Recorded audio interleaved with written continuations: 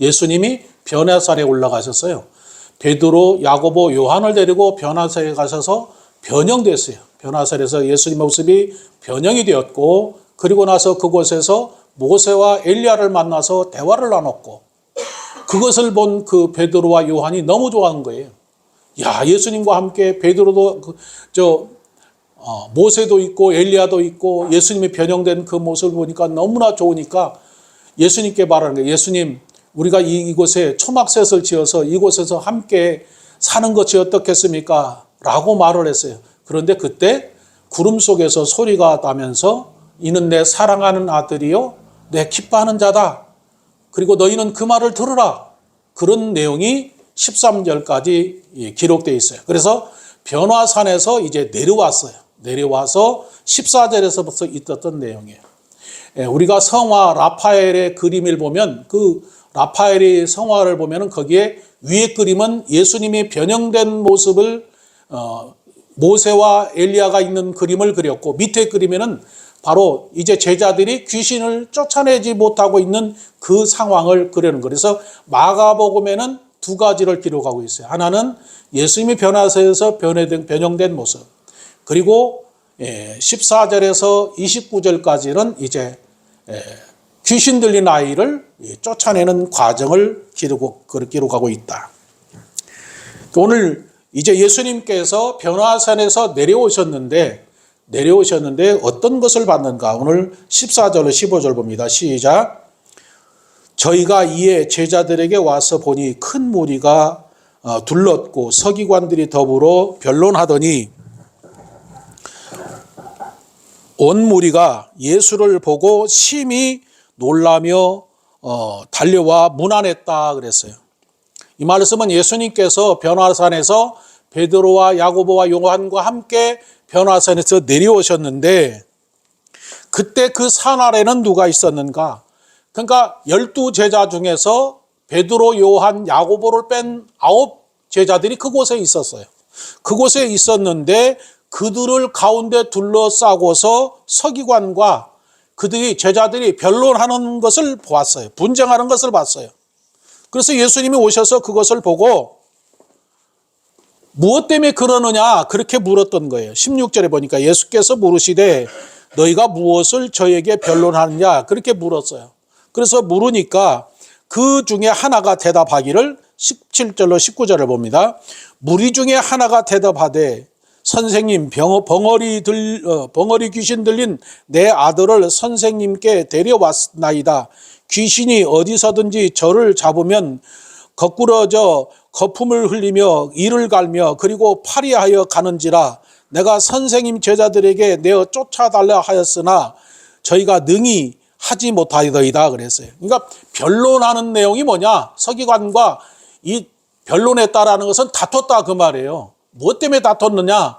그 아이가 왔는데 그 아이를 고쳐달라고 했는데 제자들이 고쳐주지 못한 것에 있어서 이제 서로 논쟁이 있었고 어떤 논쟁이 있었는가는 자세히 기록되고 있지 않았지만은 다툼이 심했다 그 말입니다. 서기관들은 어떤 사람인가? 바로 이 사람들은 성경을 기록하는 사람들이.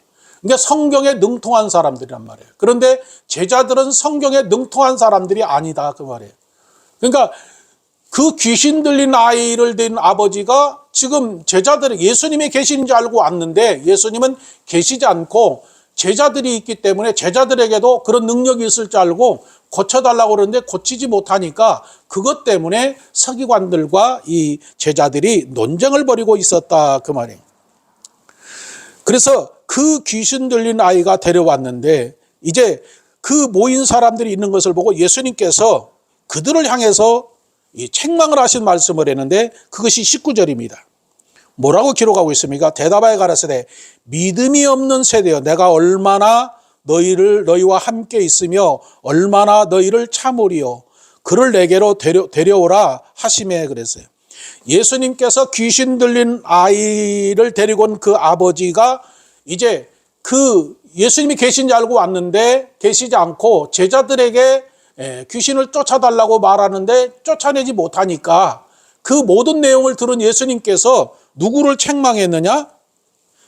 제자들을 책망한 거예요. 그래서 2세대라는 말은, 2세대라는 것은 당시 사람들을 말할 뿐만 아니라 그 중에서 특별히 예수님을 믿는 사람들을 말하는 거예요. 그러니까 무슨 얘기냐면 예수님께서 지금 누구를 책망하고 있어요? 9제자들을 책망하고 있다 그 말이에요.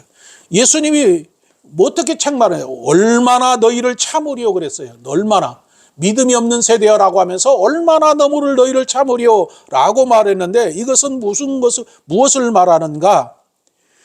너희 믿음이 언제까지 그렇게 없어야 되느냐 그 말이에요. 언제까지 그렇게 있을 거냐 그 말이에요. 자, 예수님이 12제자들이 예수님을 다 믿었어요. 예수님이 제자가 되었어요. 그런데 예수님께서 지금 그 제자들, 9명의 제자들에게 지금 책망하고 꾸짖었는데, 너희가 이 귀신을 쫓아내지 못한 것에 대해서 책망을 하는 거예요. 왜 귀신을 쫓아내지 못했느냐? 이미 예수님은 예수님의 12제자를 불러서 귀신을 쫓아내는 능력을 다 줬어요. 그것이 마태복음 10장 1절이죠. 예수님께서 귀신을 쫓아내고 모든 병든 자, 약한 것을 고치는 권능을 줬다 그랬어요. 권능을 줬다. 마가복음 3장 14절에 15절에서 똑같이 그런 권능을 다 주었다 그렇게 기록하고 있습니다. 그 중에 마태복음 10장 8절에서는 병든 자를 고치며 죽은 자를 살리며 문둥이를 깨끗하게 하며 귀신을 쫓아내야 돼. 그러니까 능력을 다 줬다 그 말이에요. 예수님을 믿는 제자들에게 예수님은 능력과 권능을 다 주었다. 그랬더니 그들이 나가서 어떻게 했느냐? 주의 이름으로, 예수 그리스도 이름으로 귀신을 내쫓고 귀신이 그것을 항복했다라는 것을 누가복음 10장 17절로 17절로 20절에서 주의 이름으로 귀신이 쫓아냈습니다 그랬어요. 그러니까 예수님이 그들에게 능력을 주니까 그들이 나가서 예수님을 전하고 주의 이름으로 귀신을 쫓아낸 능력이 나타났어요. 그러고 나서 그들이 귀신이 자기들에게 항복하는 걸 보고 예수님께 와서 자랑을 하는 거예요. 그랬더니 예수님이 뭐라고 말했느냐? 야, 귀신이 떠난 걸로 기뻐하지 말고 너희의 이름이 하늘에 기록된 걸로 기뻐하라 그랬어요. 기뻐하라. 이미 무슨 얘기예요? 예수님은 예수를 믿는 제자들에게 이름이 하늘에 기록되어 있다는 것을 얘기하고 있고, 뿐만 아니라 귀신을 쫓아내는 능력과 병을 고치는 능력을 다 주었다 그 말입니다. 자, 오늘을 사는 우리는 어떨까요? 예수님을 믿는 우리는 어떨까요? 예수님은 그 귀신을 쫓아내는 능력을 다 줬는데 쫓아내지 못했어요. 뿐만 아니라 그 귀신 들린 아버지가 뭐라고 말합니까? 내가 당신의 제자들에게 왔는데 능히 고치지 못했다. 능하지 못했다. 고치지 못했다는 거예요. 제자들이. 능력을 줬는데 왜 그들은 고치지 못했을까? 그리고 예수님은 왜 그들을 책망했을까? 사도행전 2장에 보면 2장 38절에 그렇게 말해요. 베드로 사도가 성령에 임하고 성령의 말하게 하심에 따라 이제 경건한 유대인들을 향해서 말합니다. 너희가 회개하고 각각 그리스도 이름으로 세례를 받고 죄사함을 받으면 성령이 임한다. 성령이 임하면 예수님의 제자가 된다 그랬어요. 자, 여러분에게 예수님을 믿음으로 여러분에게 성령이 임했어요, 안 임했어요? 예수님을 믿음으로 인해서 죄사함 받고 성령이 임한 여러분은 예수님의 제자예요, 아니에요? 예수님의 제자예요. 우리가 여기서 생각해야 될 것이 뭐냐? 예수님의 제자에게는 예수님이 귀신을 쫓아내는 능력도 주고 병 고치는 능력도 줬다 그 말이에요. 죽은 자를 살리는 능력도 줬다 그 말이에요. 그런데 당시 지금 9제자들에게도 귀신을 쫓아낸 능력을 주어서 귀신을 쫓아냈는데 쫓아낸 경험이 있었다 그 말이에요. 그런데 그 뒤로는 그들에게 나타나지 않았다. 그리고 귀신을 쫓아내지 못했다 그 말이에요. 그러면 여러분은 어떨까요? 예수님을 믿음으로 성령이 여러분 안에 계세요. 그죠? 그래서 성령이 여러분에게 임하면 가장 먼저 뭐가 떠난다는 거예요? 여러분 안에 있는 귀신이 먼저 떠나간 거예요. 마귀가 먼저 떠나가요. 왜?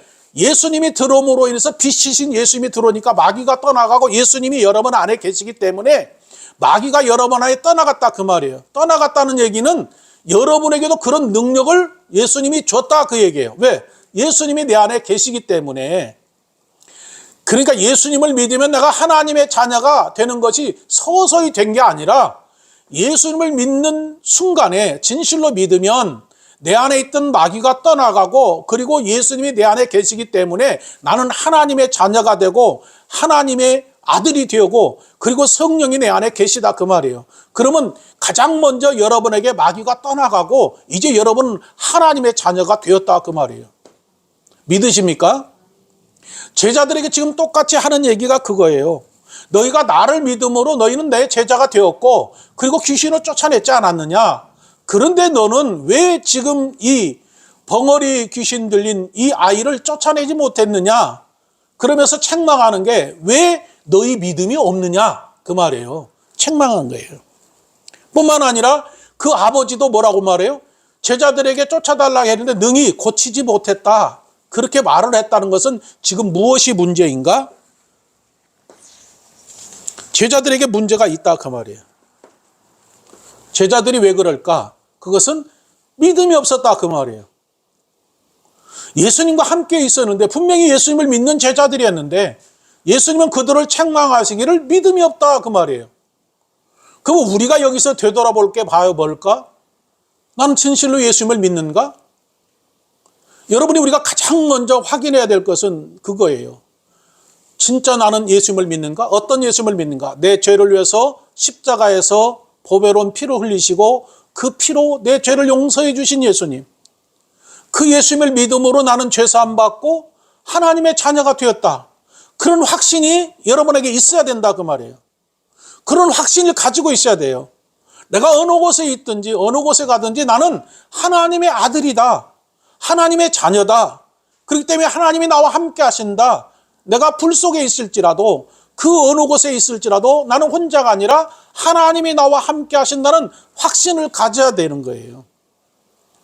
그런 확신이 없으면 어떻게 해요? 하나님이 계시는 걸 확신이 없습니까? 믿음이 어때요? 어쩔 때는 그래프처럼 올라갔다 내려갔다 올라갔다 내려갔다, 그게 아니란 말이에요. 근데 우리는 그렇게 가르치는 거예요. 하나님이 내 안에 들어왔다 나갔다 하는 그런 하나님이 어디가 있어요? 들어와서 내 안에 자리를 잡으면 하나님이 내 안에 계시는 거예요. 문제는 뭐냐? 내가 내 안에 계신 하나님을 인정하지 않고 지가 하고 싶은 대로 하는 거예요. 하나님은 계시는데 그 하나님께 묻고 어떻게 해야 됩니까? 하고 하나하나 인도를 받아야 되는데 자기가 주인이 돼서 하는 거란 말이에요. 그러니까 그것을 버려야 되는 거예요. 예수님이 내 생명의 주인이다. 내 생명을 주관하고 있다면 그분을 믿고 그렇게 의지해야 된다라는 거죠. 그 예수님이 지금 그 책망을 그 제자들에게 그렇게 얘기를 했어요. 책망을 하신 거예요. 그리고 나서 이제 그들 앞에서 보여주는 거죠. 예수님이 뭐라고 묻습니까? 이제 아비에게 묻는 거예요. 20절을 봅니다. 이에게 데려오니 귀신이 예수를 보고 그 아이를 심히 경련을 일으키게 하는지라 저가 땅에 엎드려 굴며 거품을 흘리더라. 그러니까 예수님 앞에 귀신 들린 자가 왔는데, 그 벙어리 귀신 들린 자가 왔는데 그를 데려오라 하니까 그 아버지가 지금 예수님 앞에 데려오니까 그 귀신이 예수님을 알아보고 심히 경련을 일으키고 또 땅에 구르고 그 다음에 거품을 흘렸다 그 말이에요. 근데 여기서 우리가 놀라운 것은 뭐냐? 귀신이 먼저 예수님을 알아봤다 그 말이에요. 그죠? 귀신이 먼저 예수님을 알아봤다 그 말이에요. 귀신은 귀신같이 아는 거예요. 그 옛날에 어느 권사님이 그랬다는 거죠. 자기가 예수님을 믿는데 하도 답답하니까 미아리에 가면은 그 점치는 사람들이 많다는 거예요. 거기를 갔대요. 가가지고 점점 치러 왔다고 그랬더니 그 점치는 그 여자가 당신은 이곳에 오지 않아야 될 사람이 왜 왔냐고 그랬더니 당신 예수님 믿지 않냐고 그러더라는 거예요. 이게 아는 거란 말이에요. 근데 그 권사는 뭐예요? 그게 확신이 없는 거예요. 확신이 없는데 그 점쟁이가 알려주는 거란 말이에요. 그러니까 내가 어느 곳에 있든지 예수님이 내가 함께 하신다는 확신을 하면 귀신이 나에게서 어떻게 해요? 성경은 만지지 못한다 그랬어요. 만지지도 못한다. 그러니까 확신이 없으니까 귀신이 우리를 까불고 놀리고 조롱하고 그러는 것이지, 내가 확신이 있으면 그것이 먼저 나를 피하게 돼 있다 그 말이에요. 그래서 베드로 사도도 마귀를 대적하라. 그리하면 너희를 피할 것이다 라는 게 뭐냐면 대적하라는 게 아니라 네 안에 예수님이 계시면 그냥 그들이 너를 어떻게 하지 못한다라는 것을 말하고 있어요. 먼저 알아봤어요. 그리고 그 귀신이 이제 그 아이에게 어떻게 했는가 그 현상이 나타났는데 심히 경련을 일으켰다. 이 경련이었다는 것은 막 사지가 이렇게 부들부들 떨었다 그렇게 했다는 거죠. 마귀가 귀신이 들려서 그 아이로 하여금 그렇게 했다. 그 다음에 땅에 굴렀다. 그러면 그 앞에 오자마자 막 사지를 떨면서 막 땡굴땡굴 굴었다 그 말이에요. 그 다음에 뭘 현상이 또 나타나는 게 거품을 많이 냈다는 거죠. 제가 귀신을 쫓아내는 일을 가끔 해보는데 그때 귀신들이 떠나가는 증거가 뭐냐면 거품이 나와요. 그 다음에 냄새가 진짜 그 역겨운 냄새가 나요. 그러니까 그걸 해보지 않은 사람들은 그 냄새가 너무 싫어서 막 그런다고. 그래서 어떤 사람은 이 휴지로 그 거품을 받아내는데 저 한 통을 다 할 대로 빠져나온다. 그게 팍 오바이트처럼 막 나타내요. 그러면 그걸 다 닦아내고 나서 보면은 그 사람이 쭉 늘어지더라고. 그러고 나면 귀신이 떠나가는 거예요. 그런 것처럼 여기 현상도 지금 그렇게 나타났다는 거죠. 그래서 귀신이 들려서 그렇게 와가지고 귀신이 들린 그 아이가 예수님 앞에 와가지고 경련을 일으키고 땅에 구르고 흘리는 것을 보았는데 이것을 우리가 말하는 우리나라 말로는 그걸 간질병자라고 말하는 거예요. 그 마가복음 17장 15도 똑같이 간질병으로 기록하고 있다 그 말이에요. 그러면 간질병은 우리가 말하는 뇌전증이에요. 그죠? 그 간질병 뇌전증을 지금 고칠 수 있는가? 지금 현재 의학에서?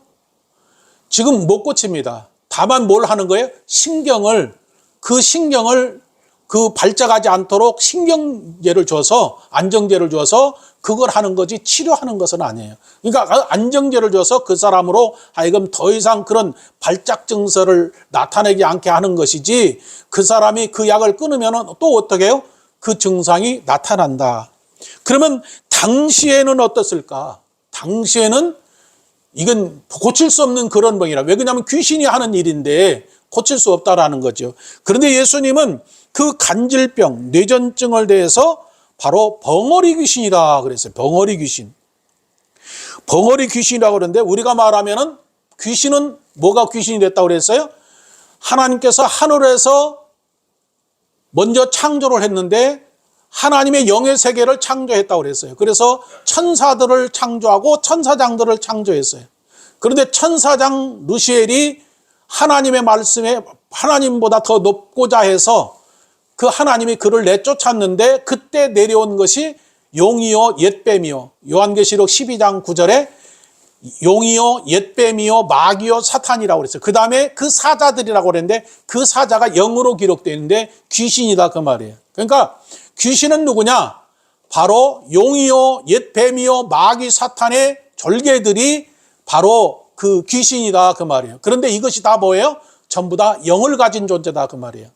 영을 가진 존재는 영을 가진 존재를 공격하는 거예요. 이 세상에는 영이 세 가지가 있어요. 첫째, 하나님의 영이 있고 그 다음에 마귀의 영이 있고 그 다음에 사람의 영이 있어요.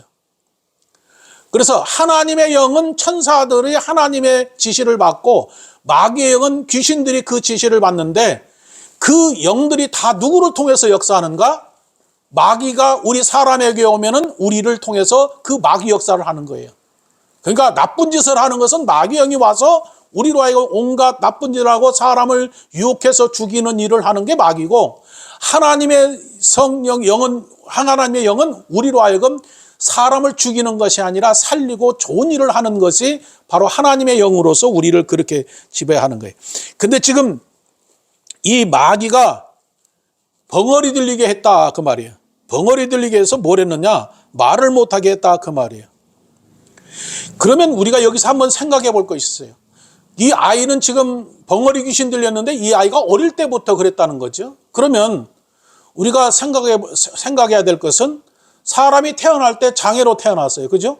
어떤 사람은 소경이로 태어나고 어떤 사람은 귀머거리로 태어나고 어떤 사람은 육체의 장애를 가지고 태어났어요.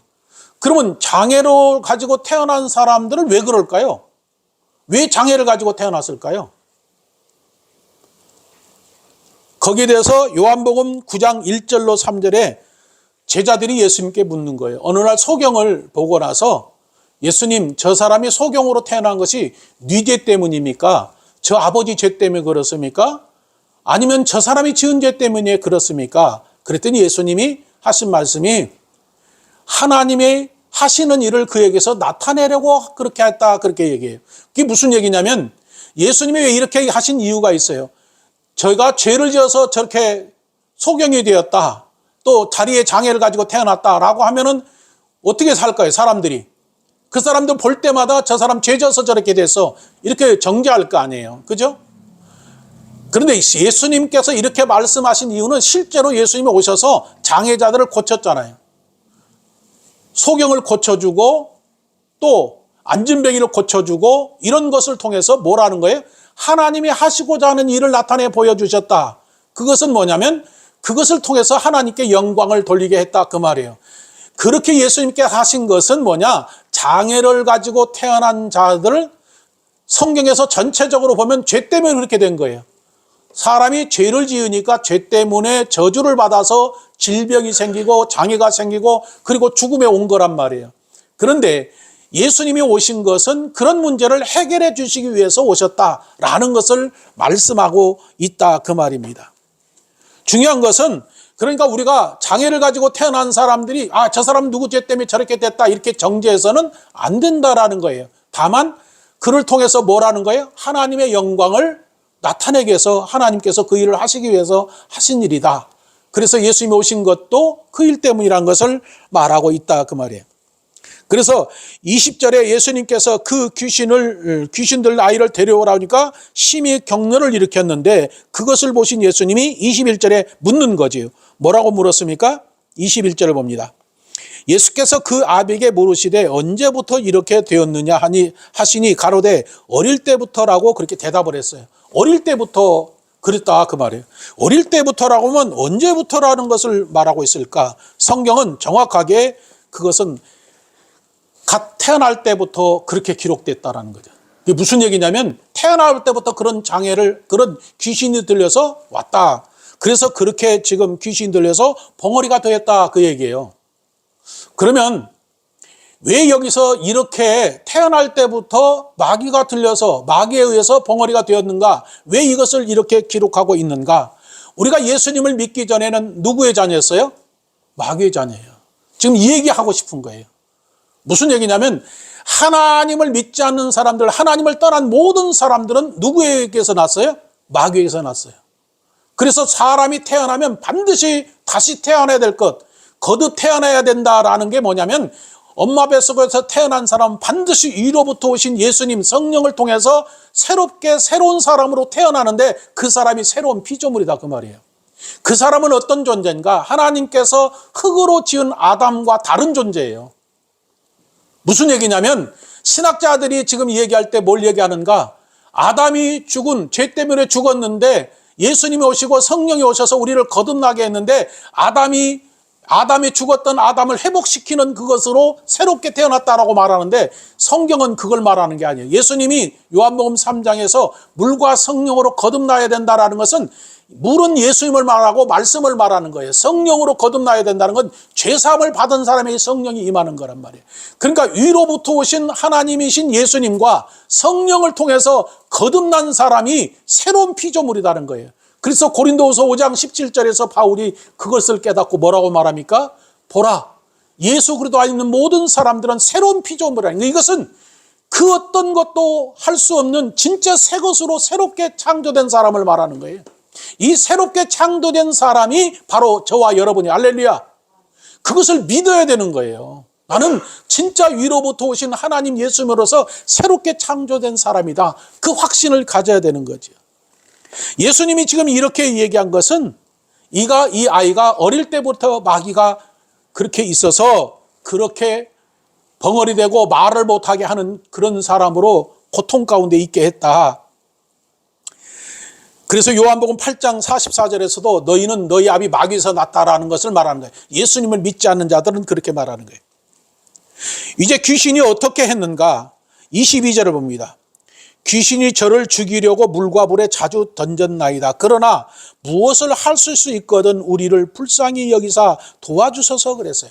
지금 이제 현상을 말하는 거예요. 아이가 어릴 때부터 그랬는데 그 어릴 때부터 지금까지 어떻게 살아왔는가를 제 아버지가 지금 설명해 주는 거예요. 어떻게 했다는 거예요? 귀신이 저를 죽이려고 했다는 거예요.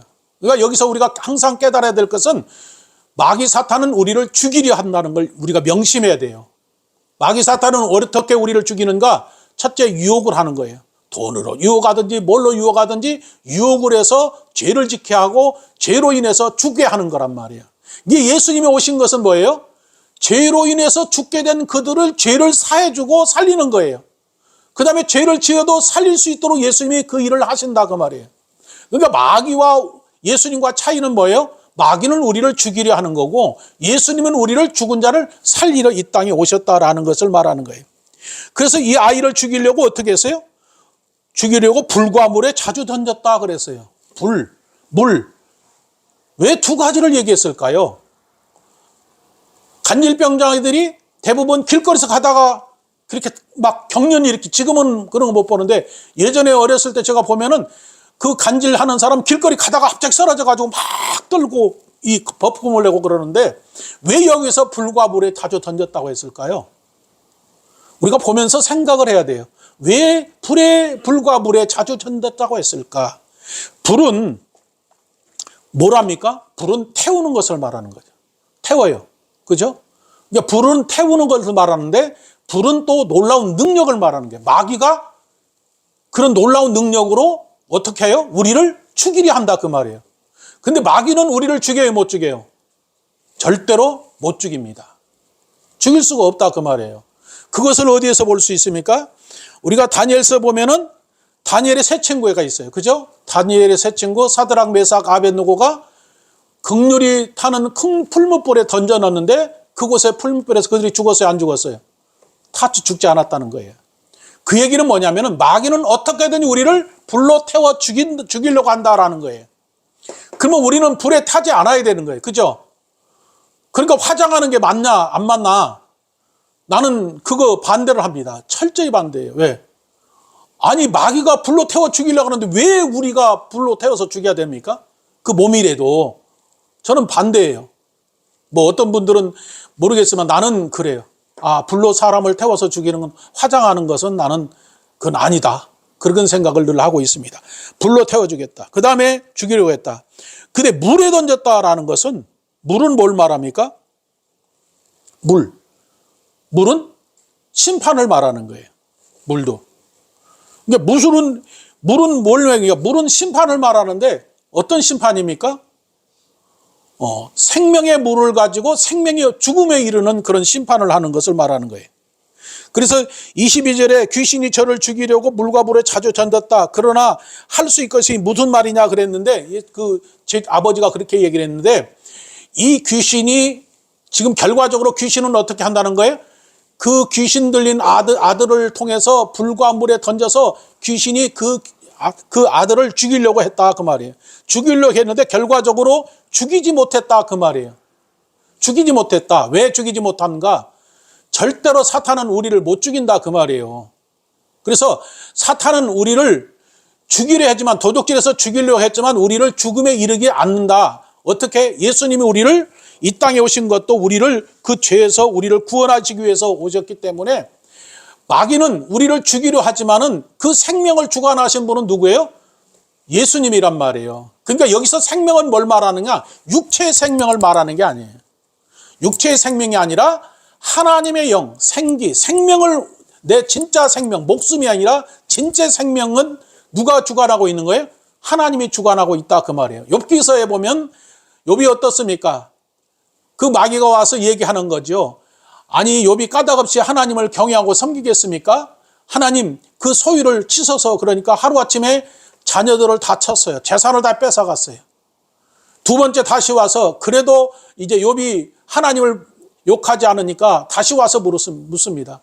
이제 그를 치소서, 몸을 치소서 그러면 하나님을 저주하고 떠날 것입니다. 그랬더니 하나님이 뭐라고 그랬어요? 손을 대도 생명에는 손을 대지 마라 그랬어요. 그러니까 생명의 손은 누가 갖고 있는 거예요? 하나님이 갖고 계시다 그 말이에요. 그러니까 욥이 지금 욥에게 하신 것처럼 생명을 주관하시는 분은 하나님이다 그 말이에요. 우리가 반드시 깨달아야 했거든. 내 생명, 육신 말고 이 생명은 하나님이 주관하시는 거예요. 믿으십니까? 그래서 우리가 예수님을 믿어도 죄를 통해서 뭐가 죽습니까? 육신은 죽어요. 로마서 8장 10절에 우리가 죄로 인해서 몸은 죽지만 우리 생명은, 영은 의를 위해서 산다 그 말이에요. 그러니까 예수님을 믿음으로 우리 죄는 사함받아서 영은 살아있어요. 할렐루야. 여러분의 몸은 생명은 살아있는 거란 말이에요. 육신은 죽어서 흙으로 갔지만 진짜 생명은 여러분 죽지 않는다. 그리고 그 생명을 주관하신 분이 누구예요? 하나님이다 그 말이에요. 그러니까 여러분 두려울 게 없어요. 왜? 내 생명은 이미 예수님을 믿음으로 살아있기 때문에 그 어떤 육신의 죽음은 잠깐 있다가 없어지면 끝나잖아요. 근데 영원한 생명은 지금 살아있기 때문에 두렵지 않는 거예요. 그래서 로마 그 원형 경기장에서 많은 그리스도인들이 막 사자에게 찢겨 죽고 호랑이에 찢겨 죽었어도 그들이 웃고 죽은 이유는 뭐냐? 이미 그들은 죽임 직전에 하나님의 나라를 봤다 그 말이에요. 제자들도 많은 고통 속에서 죽었지만 그들은 이미 하나님의 나라에 임했기 때문에, 그들이 안에 있기 때문에 그들이 그 죽음을 그렇게 두려워하지 않았다 그 말입니다. 중요한 것은 이제 그 아비가 데려와서 이제 예수님께 말하는 거예요. 귀신을 데려오라고 그러니까 그 아비가 하는 말이 무엇이든 하실 수 있거든 좀 우리를 불쌍히 여겨달라 그랬어요. 그 얘기는 왜 그랬을까요? 22절에 다시 봅니다. 자, 22절. 귀신이 저를 죽이려고 불과 불에 찾아다닌다. 그러나 무엇을 하실 수 있거든 그랬어요. 그죠? 아비가 물어본 거예요. 그 예수님께 묻는 거예요. 그 얘기는 무슨 얘기예요? 당신도 사람이지 않습니까? 근데 당신 제자들도 못 고쳤는데 당신 진짜로 이 아이를 고칠 수 있습니까? 그 얘기예요. 진짜 이거 하실 수 있습니까? 내 아들 이 귀신을 쫓아내줄 수 있습니까? 라고 지금 묻는 거예요. 그리고 나서 하실 수 있다면 진짜 나를 불쌍히 여겨서 우리 아들을 좀 살려달라라는 거죠. 그러니까 지금 그 귀신 들리는 아비는 어떤 마음일까요? 귀신 들린 아비는 그 아들이 한번 생각해 보세요. 어렸을 때부터 태어났는데 그때부터 계속해서 마귀가 불에도 집어넣으려고 오고 물에도 집어넣으려고 가고 그런 고통의 세월을 지금 살아온 거예요. 그것을 보고 있는 그 아버지 어떻게 했어요? 안 가본 데 없이 다가왔을 거예요. 어떻게 하면 이 아이를 치료할 수 있을까? 그런데 고칠 수 없는 그런 상황이었단 말이에요. 어찌 보면 절대 절망이다 그 말이에요. 절대 절망에 있는 그 아비가 예수님에 대한 소문을 듣고 그곳에 왔어요. 왔는데 제자들은 고쳐주지 못했어요. 그런데 예수님이 그를 데려오라고 말하니까 그 아이가 막 그 심히 경련을 잃었고 이런 것을 보면서 그것을 보니까 더 마음이 아픈 거죠. 그런데 이런 아들들로 당신이 고쳐줄 수 있습니까? 라고 지금 예수님께 말하는 거예요. 그러면서 진짜 나를 좀 불의를 불쌍히 여기시고 좀 고쳐달라 그 말이에요. 지금 그렇게 하는 거란 말이에요. 근데 여기서 불쌍히 여겨달라는 것은 그냥 단순하게 우리 좀 불쌍히 여겨주십시오. 그게 아니란 말이에요. 그 아비가 얼마나 지금 예수님께 간절히 말하는 거예요. 여러분 같으면 어떻게 하겠어요? 내 아들이 지금 저런 상황인데 어려서부터 그렇게 고통 가운데서 사는 것을 보고 있는 아버지가 어떻게 하겠어요? 예수님께서 데려오라고 그러니까 이제 조금 소망을 가진 거지요. 그리고 하실 수 있거든요. 어떻습니까? 하실 수 있습니까? 그리고 하실 수 있다면 진짜로 우리를 좀 불쌍히 여겨달라라고 지금 말하는 거죠. 여기서 우리가 깨달아야 될 게 있어요. 불가능한 일을 가능케 하시는 하나님이다. 불가능한 것을 가능케 하시는 분이에요. 우리가 불가능한 일을 할 수 있는 게 아니라 하나님은 불가능한 일을 가능케 하신다. 그런데 어떻게 하느냐? 가장 먼저 믿음을 주고 소망을 주는 거예요. 지금 예수님께서 그 아이를 데려오라고 그 귀신 들린 아비에게 말한 것은 이제 믿음을 주고 그 다음에 소망을 주는 거예요. 아들을 고칠 수 있다라는 그런 어떤 소망을 그 아비에게 비춰줬다 그 말이에요. 왜 그렇게 예수님이 하셨는가? 창세기 18장에 보면 우리가 믿음의 조상 아브람과 사라를 봅니다. 그들의 나이가 100세가 됐어요. 100세가 됐는데 그들을 하나님이 찾아오셨어요. 그리고 하나님께서 그들에게 말하기를, 아브람과 사라에게 말하기를, 네가 내년 이맘때면 아들을 가질 것이다. 그랬더니 사라가 그 말을 듣고 웃었어요. 그런데 하나님이 그것을 보고 왜 웃었느냐? 그러니까 그 사라가 말하기를, 내 남편도 나이 많고 나도 늙었는데 경수도 다 끊어졌는데 어떻게 우리가 아들을 가질 수 있습니까? 이거 불가능한 일이죠. 그죠? 여자가 경수가 끊어졌으면 가질 수 없는 거라 그 말이에요. 그런데 그때 하나님이 뭐라고 말한가? 여호와께서 능치 못할 일이 있겠느냐? 이 말씀하신 거예요. 오늘 이거 지금 벙어리 귀신 들린 아비에게 예수님께서 믿는 자에게 능치 못할 일이 없겠느냐? 이 얘기는 하나님이 하신 말씀을 그대로 하신 거예요. 그러면 예수님을 믿으면 우리가 능치 못할 일이 없다 그 말인가요? 그 말을 말하는 게 아니라 하나님은 능치 못할 일이 없다 그 말이에요. 우리가 깨달아야 될 것은 뭐냐? 우리가 능치 못하는 게 아니라 하나님은 능치 못할 일이 없으신 하나님이다. 그런데 그 하나님을 너희가 믿느냐 안 믿느냐라는 거예요. 오늘 우리가 일상을 살면서 어때요? 우리는 하나님을 믿습니다라고 하는데 그 전능하신 하나님을 믿는다 말은 하는데 실제로는 안 믿는다 그 말이에요. 그런데 믿어야 된다 그 말이에요. 불가능한 일을 행하시는 분이 하나님이시니까. 그래서 바울도 그 얘기하는 거죠. 나는 할 수 없다. 그런데 내 안에 계신, 내게 능력 주시는 자 안에서 할 수 있다 그 말이에요. 어떤 내 안에 예수님이 계시면 예수님께서 나를 통해서 하시고자 하면 그 일을 할 수 있다 그러는 것이지 자기가 능력을 가지고 있는 게 아니다 그 말이에요. 오늘 성령 운동하는 사람들이 바로 뭐예요? 자기가 내 손가야 귀신이 떠나가야 내가 자기가 능력 있는 것처럼 그 말하는데 그것이 그를 뭘로 만들어요? 교주로 만드는 거예요. 내가 하는 게 아니란 말이에요. 내 안에 계신 예수님이 하시는 거고 나는 도구로 사용되어지는 거예요. 그런데 우리가 잘못될 게 뭐냐면 그런 능력이 나타나면 나도 모르게 힘이 들어가요. 막 목에 힘도 들어가고 여러분 한번 해보세요. 귀신이 떠나간 걸 내가 딱 했을 때 귀신이 떠나간 걸 여러분이 경험하게 되면 야 진짜 나도 이런 능력 있네. 거기에 번져 온다니까. 이런 능력이 나한테도 있네. 하나님이 하시는 건데 내게 있다라고 생각을 착각하는 거죠. 그런데 그렇게 해서 어떻게 됩니까? 그들이 하나님을 떠나게 된 거예요. 그것 때문에. 그래서 마태복음 7장에 보면 주여 우리가 주의 이름으로 귀신을 쫓아내고 선지자도 오고 다 했는데 예수님께서 나는 너를 도무지 모른다는 게 바로 거기가 있는 거예요. 근데 우리 한국에 지금 그런 사람이 얼마나 많아요. 내가 예수다. 그리고 신문에도 광고 딱 말까 예언의 종, 성령의 너 종, 막 그렇게 하나님이 하시는 거지 지가 한 게 뭐가 있다고. 이렇게 내가 기도하면 당신 나, 내가 기도하면 당신 병 고쳐, 뭐 귀신이 떠나가 이런 것들 자기가 한 게 아니단 말이에요. 그런데 자기가 한 것처럼 말하고 있다. 예수님께서 하신 믿는 자에게 능치 못할 일이 없다라는 것은 그 예수님이나 하나님은 불가능이 없으신 하나님이라는 거예요. 전능하신 분이니까. 그러니까 예수님이 지금 하신 얘기도 그거예요. 야, 네가 나보고 할 수 있거든 우리를 불쌍히 여겨 주십시오. 그렇게 했는데 하나님은 나는 능치 못할 일이 없는 그런 사람이다라는 것을 말하는 거예요. 그리고 가장 중요한 것은 믿음을 주는 거죠. 어떤 믿음을 주는 거예요?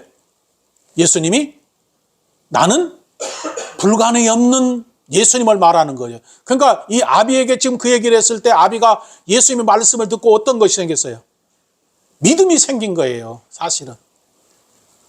그래서 성경은 뭐라고 말합니까? 로마서 10장 7절에 믿음은 들음에서 나며 들음은 그리스도의 말씀으로 말미암다 그런 말이에요. 우리가 귀신을 쫓아내는 것 기도로 쫓아냅니까? 말씀으로 쫓아냅니까? 예수님의 이름으로 쫓아냅니까? 네? 귀신을 쫓아낼 때 뭘로 쫓아내요? 기도로 쫓아내는 거예요? 말씀이잖아요.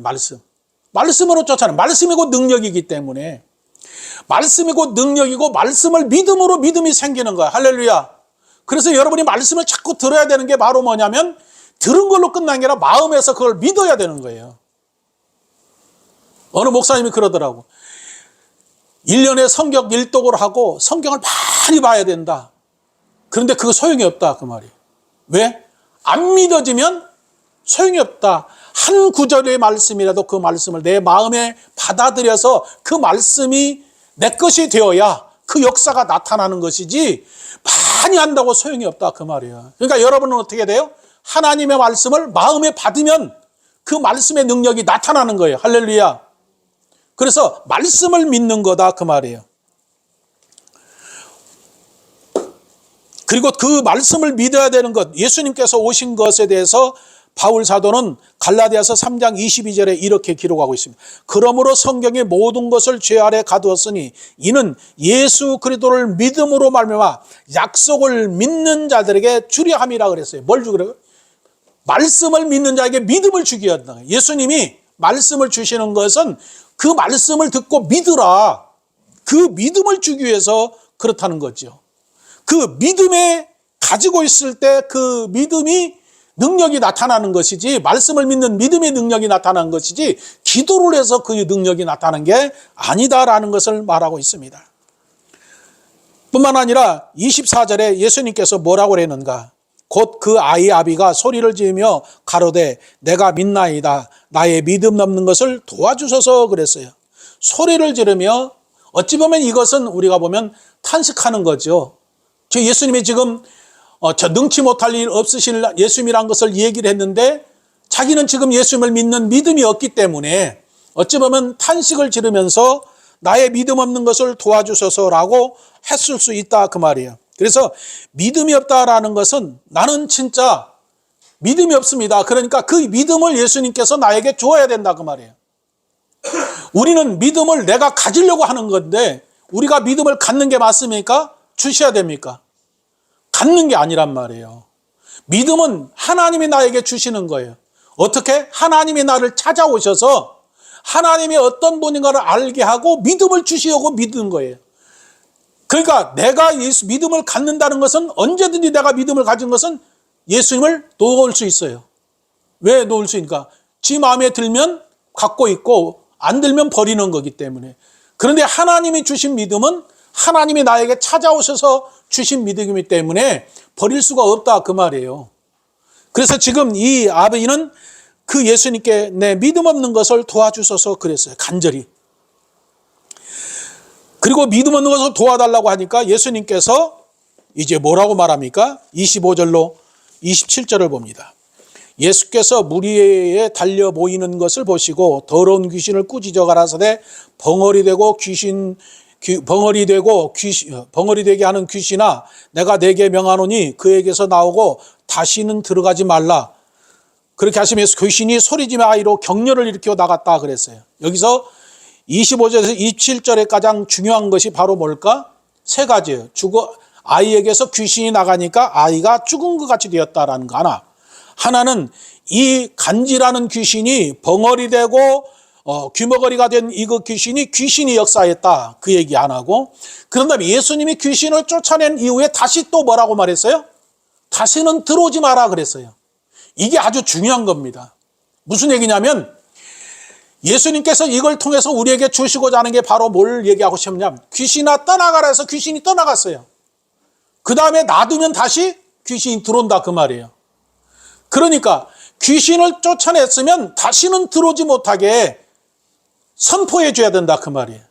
그러니까 예수 이름으로 귀신아 떠나가라. 예수 이름으로 병은 떠나가라. 그렇게 해서 귀신이 떠나가고 병이 고침을 받았다면 다시 예수님의 피로 다시는 이런 마귀는 들어오지 말자다.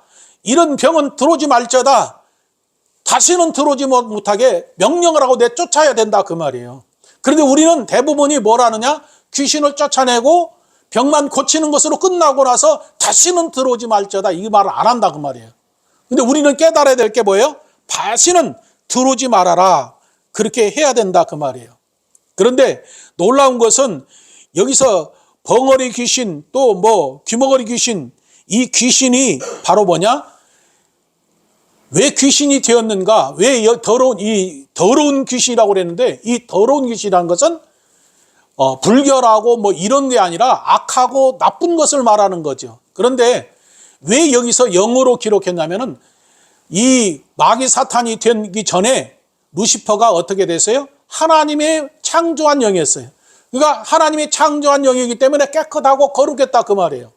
그런데 그 영이 어떻게 됐어요? 자기가 더 하나님보다 높아지고자 해서 하나님을 떠나니까 이렇게 더러운 것이 됐다 그 말이에요. 그러면 우리는 어떤가? 우리도 하나님이 내 안에 계시면 우리가 깨끗하고 정결하고 거룩한 존재지고 아름답고 선한 존재지만 우리에게서 하나님이 떠나면 어떻게 되는 거예요? 짐승이 되고 육체가 돼서 어떻게 돼요? 더러운 일을 한다는 그 말이에요. 그러니까 그 사람의 행동을 보면 저 사람이 더러운 것을 하고 있는가 하지 않는가 이것을 보면 우리는 금방 알 수 있죠. 그렇죠? 그래야 안 그래요? 우리가 저 사람 보기에 착한 것 같은데 겉으로는 착한 것 같은데 나중에 이렇게 그 어떤 행동 이런 게 보면은 그렇지 않다라는 것을 느낄 수 있다 그 말이에요. 그래서 더러운 영이라고 하는 것은 더러운 귀신아 그 얘기는 맨 처음에는 하나님이 영이 계심으로 깨끗하고 거룩한 영이었었는데 하나님을 떠남으로 인해서 더러운 영, 더럽고 악하고 나쁜 영이 되었다 그 말이에요. 우리도 마찬가지예요. 내게 있는 하나님의 예수님이 하나님이 떠나면은 악한 사람으로 그 생을 살고 결과적으로 죽음에 된다. 그래서 예수님께서 이 더러운 귀신을 내쫓았는데 이 더러운 귀신이 뭘 했다는 거죠?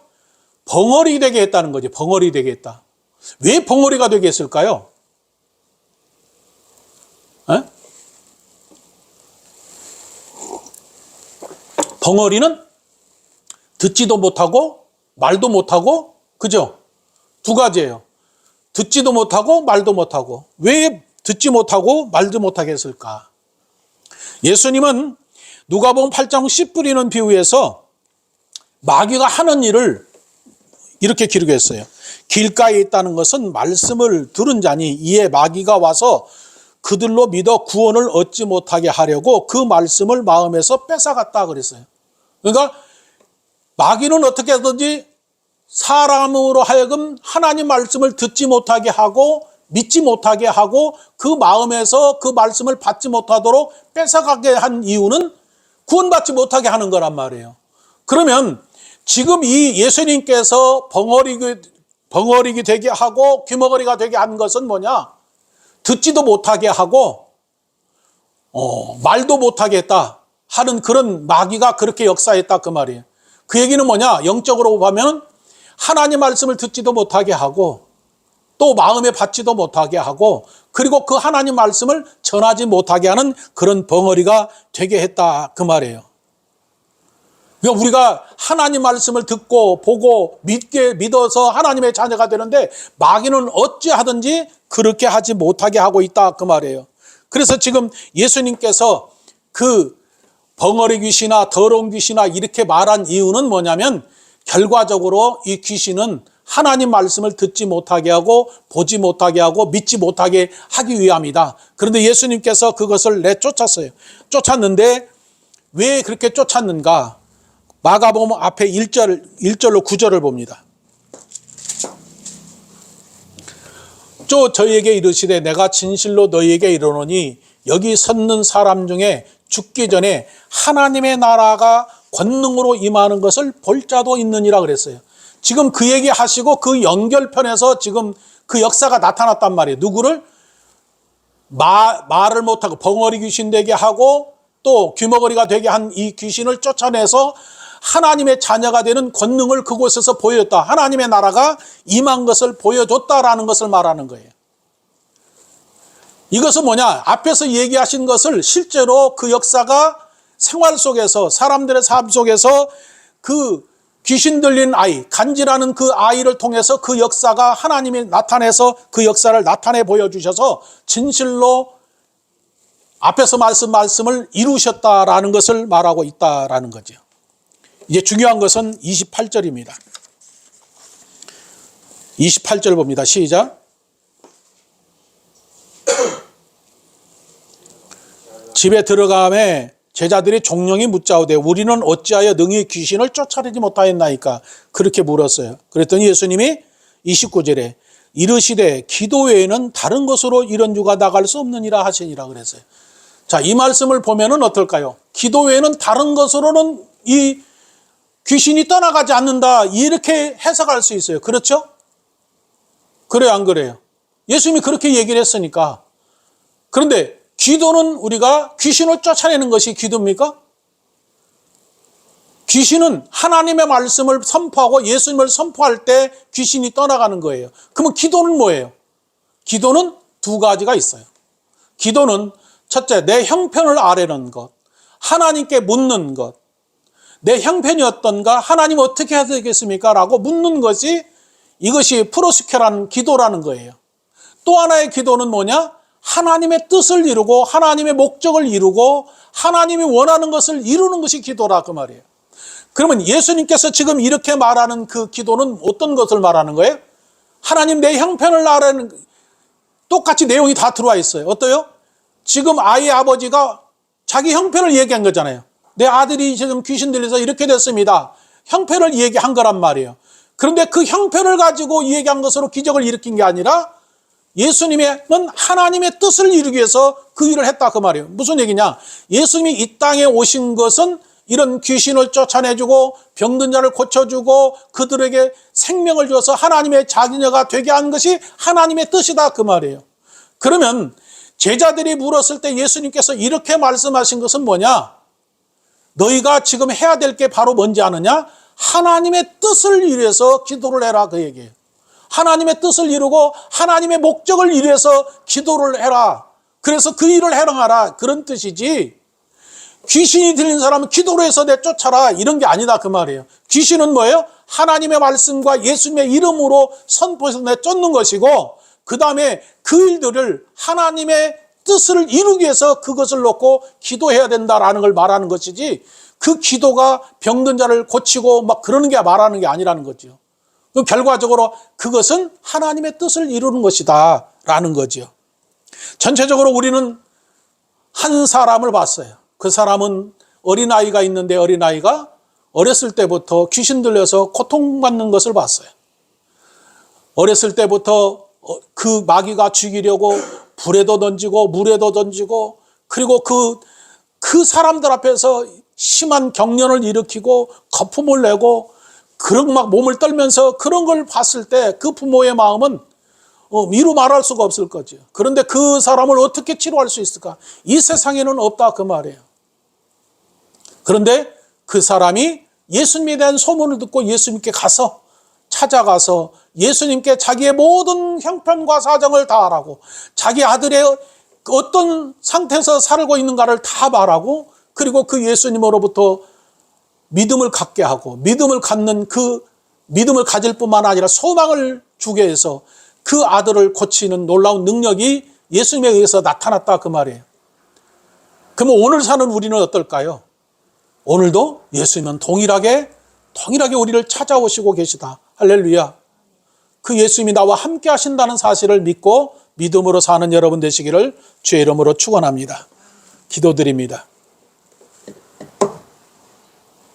살아계신 하나님 아버지, 오늘 마가복음 9장 14절로 29절 말씀을 통해서 어렸을 때부터 간질병을 앓는 그 아버지가 예수님을 계신 곳에 왔지만 예수님을 만나지 못했고, 제자들에게 그 아들을 고쳐달라 했지만 제자들이 고쳐주지 못했는데, 그곳에 예수님이 오셔서 그 예수님께 자기 형편과 사정을 다 말하고 그 예수님으로부터 말씀을 듣고 주님, 나의 믿음 없는 것을 도와주소서라고 간절히 간청한 결과 예수님께서 그 아들을 치료해 주시고, 그리고 그 아들로 하여금 진실로 새로운 삶을, 새 생명을 살게 하신 아버지, 오늘 사는 우리들의 삶 속에서도 주님께서 동일하게 이와 같이 이 일들을 이루시고 그 역사를 이루어 가시는 아버지, 우리 삶에도 주님께서 함께 하셔서 놀라운 기적이, 놀라운 생명으로의 삶이 있게 해 주시옵소서.